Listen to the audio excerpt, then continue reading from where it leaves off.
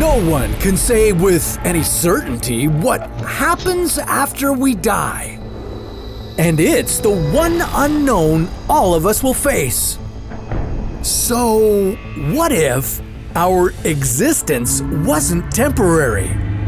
What if there was life after death? How long can your brain live after you die? Could your loved ones still communicate with you? And does your body contain the zombie gene? This is What If, and here's what would happen if there were life after death.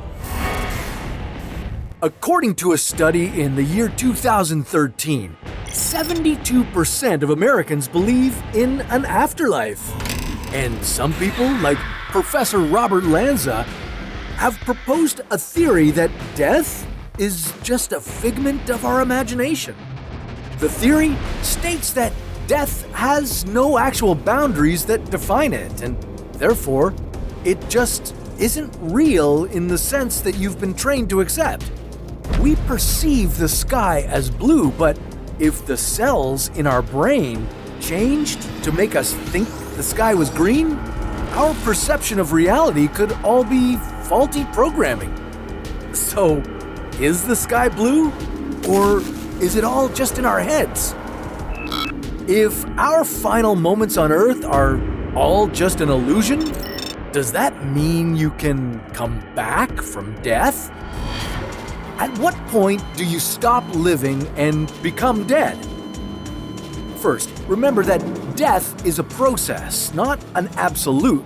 And for 95% of people, the process starts when the heart stops beating.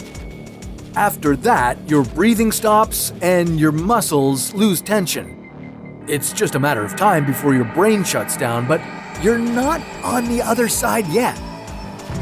A study called AWARE, Awareness During Resuscitation, looked at thousands of survivors of cardiac arrest who had been pronounced dead. Some of the people interviewed recalled the exact moments of their death, and they reported seeing and hearing the events leading to their resuscitations. How is that possible? Well, it turns out that your brain can remain alive for up to 10 minutes after your heart stops. That means you might hear the doctor declaring you dead. 9% of people who had a near-death experience described floating above their body, tethered by an invisible string. While you might hear everything going on, your body would remain dead without oxygen or blood pumping to your organs. But what would be going on inside you? Well, while rigor mortis sets in and your muscles begin to stiffen, other cells would just be getting to work. Over the next 12 hours, your body would start to shut down fully. And during this time, some genes stimulate inflammatory cells called glial cells to clean the inside of your brain. These cells would continue to expand and thrive while your body grows colder and your other systems shut down. These zombie genes would grow arm-like appendages and develop while the genes in your brain disintegrate.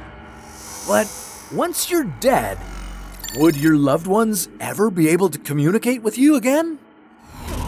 Before the development of infrared photography, seances were common among family and friends who wanted to speak to their dead loved ones.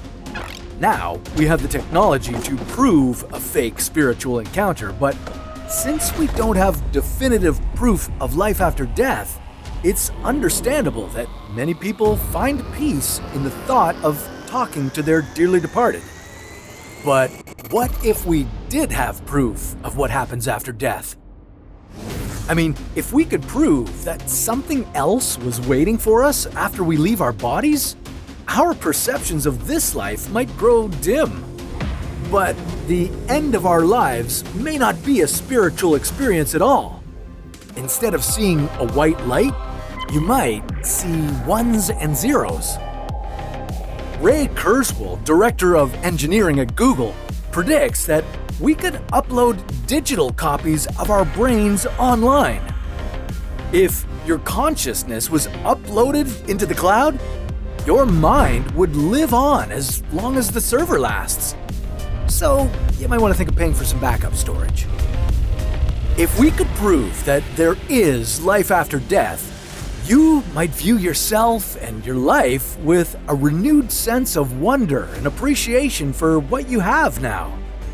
But what if you didn't have the time to appreciate your life on Earth? What if you only lived for 24 hours? Well, that's a story for another What If.